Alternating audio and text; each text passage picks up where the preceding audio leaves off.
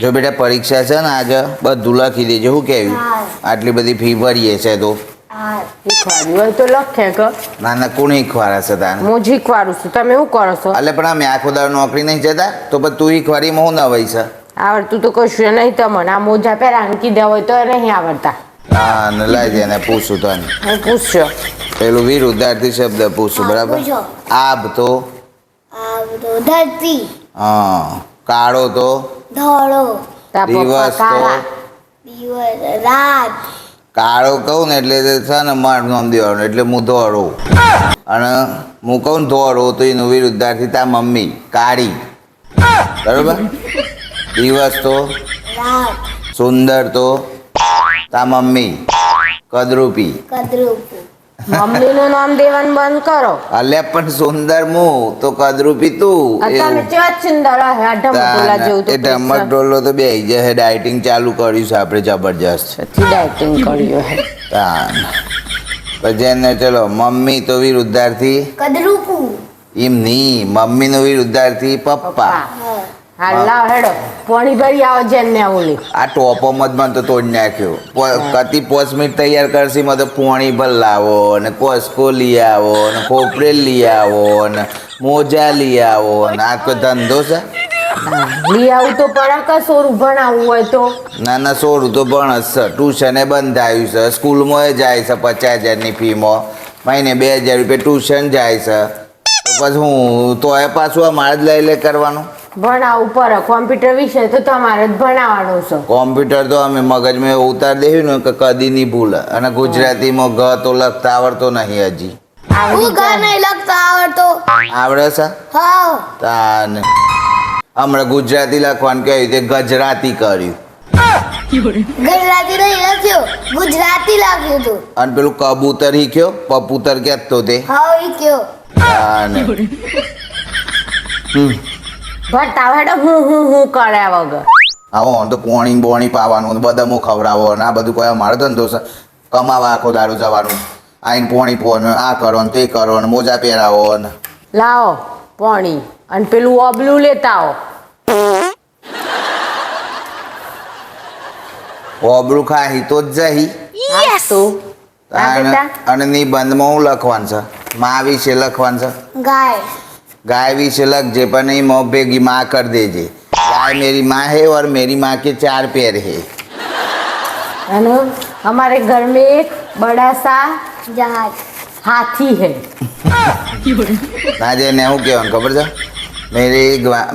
मेरी माँ पालतू प्राणी है. मेरी माँ के 4 पैर है. मेरी माँ પાલતુ પ્રાણી દેખાવ છું.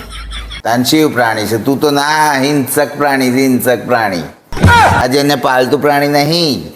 हिंसक से पेली सिंहण आवे ने सिंहण ए विसा तो હાથમાં શું લઈ ફરવા ચાલ્યો? રીત આપણે સોટી લઈને ફરવા ચાલ્યો. સોટી લખતાવવાનું જોઈએ. આ બીજું બધું તો પ્રશ્ન મળશે. રેન્જ સિંહને ક્યાં લઈ જાય છે? રીત સિંહને મધપુરાના વનમાં લઈ જાય છે. મધપુરાના વન લખતાવવાનું જોઈએ. આ બધું અંદર છે. સિંહની જીભ શા માટે લબાલક થતી હતી? સિંહની લીવ મીઠું મધ જોઈને લવાલક થતી હતી. વનરાજા શું કહેતા પ્રજ્ઞા? વનરાજા ખાધું બાપરે કરતા ત્યાંથી ભાગ્યા. હવે છે ખાધું બાપરે. ખા હા, આવે ને. પછી ધ ટિકિટ પૂછાઈમાં. બધા તો નાખું હા, ચાલે, આવે. ચંદા મામા દેખાવે કેવા લાગે છે? ચંદા મામા દેખાવે દૂધ જેવા, ધોળા ધોળા દૂધ જેવા અને થાળી જેવા ગોળ ગોળ દેખાય છે. આપણા જેવા છે ને ના. હા, સીતામાં જેવા. હાથીભાઈ ચંદા મામાને શું બતાવે છે? હાથીભાઈ ચંદા મામાને કમળનું ફૂલ, ઝાડ અને સસલું. સસલું. યાદ તો રહેતું નહીં એક શબ્દ. બધું યાદ રહેશે. ચાંદનો 2 દાડાથી મારા કોનમાં મૂંગ્યો હોય ને તો સસલું, કદરૂપું, ધોળું, કાળું કર્યા કર્યું છે. અહીંથી ઊભા થઈ જશો. આને જોયું હોય તો હવે પૂછો બોલવા દે. હું જોઉં તો ખરો તમે છે એવું શીખવાડ્યું છે. હાથીભાઈએ ચંદા મામાને શેની મદદથી ધક્કો માર્યો? હાથીભાઈએ ચંદા મામાને હાથીની સૂંઢથી ધક્કો માર્યો. બાબા લાગે પર લખી દેજો. એ બધું લખાણા તો સૂંઢની મદદથી ધક્કો માર્યો. બરાબર. સૂંઢ ઢ પાસો અમે. હા ભાઈ. ઓમ કરી ઢગલાનો ઢ. ઓમ ઢઢાનો ઢ. ડડ્ડો તા મમ્મી જેવો ડડ્ડાનો ઢ. ઢઢો. પતંગિયાનું નામ શું હતું? પતંગિયાનું નામ વીર હતું. પતંગિયાને શેનું અભિમાન હતું? પતંગિયાને પોતાની પોતાની પંખીઓ સુંદરતાનું અભિમાન હતું. જેમ તા મમ્મીને છે તમન સ હા મેં તો કહેતી જો સુંદર છીએ વર્ષારાણીના આવાથી કોણ ઝૂમી ઉઠે છે? વર્ષારાણીના આવાથી ખેડૂતો ઝૂમી ઉઠે છે. લીલી સાડી કોને પહેરી છે? લીલી સાડી ધરતી માતાએ પહેરી છે. વાહ વાહ માર જેવો છે જીનિયસ છે હો ભાઈ હોશિયાર તો માર જેવો મારી જોયો પણ લખજે, બોલતા તો આવી જશે. વાડી નહીં હોય લગતા બાર ખવારી મહિના તો 12 મહિને વાર પેલું ખોલે હેડો આપણે વાન આઈને જતી રહે તો મેલવા જવું પડે. નહીં જાય કશું એ આ બધું આવડી છે ને જેનું. હા બધું આવડ્યું છે હીખવાડી નહીં હોય તે અમીન પૂછો છો કાલે આખો દાન શીખવાડી છે અને અત્યારમાં ઊંઘી જી તે ઉઠાડે ના તમારથી ઊંઘી જે એટલે આમાં બેસી જાવ આમ કરીને.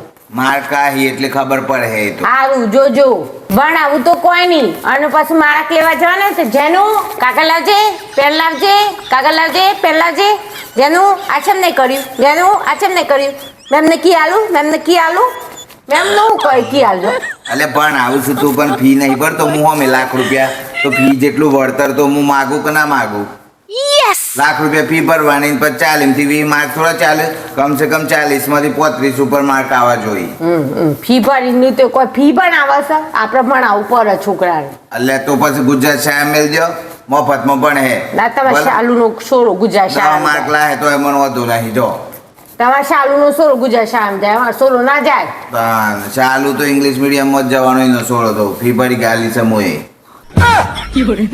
શું બોલ્યા? એ તો એ કે હિસાબ પસાલ દે પણ હમણાં પડી ગાલી બધું પશુ ચાલતે હે ચેનલ હે પશુ અને જેની ફી ભરો કાલે મેં એમનો ફોન આવ્યો તો હારું અને પેલું બાયણું ખોલો અને વાના હે અને ઉભારો બાય ને આવે સકડી જોવા. એ તો તમે જ કહો મારું છોકરું ઇંગ્લિશ મીડિયમમાં જાય છે ગુજરાતી મીડિયમમાં જાય છે કે પ્રાઇમરીમાં જાય છે કે ગુજરાત શાળામાં જાય છે કે ઇંગ્લિશમાં જાય છે જલ્દીથી કોમેન્ટ કરો અને તમારે ભણાવવામાં આવું બધું થાય છે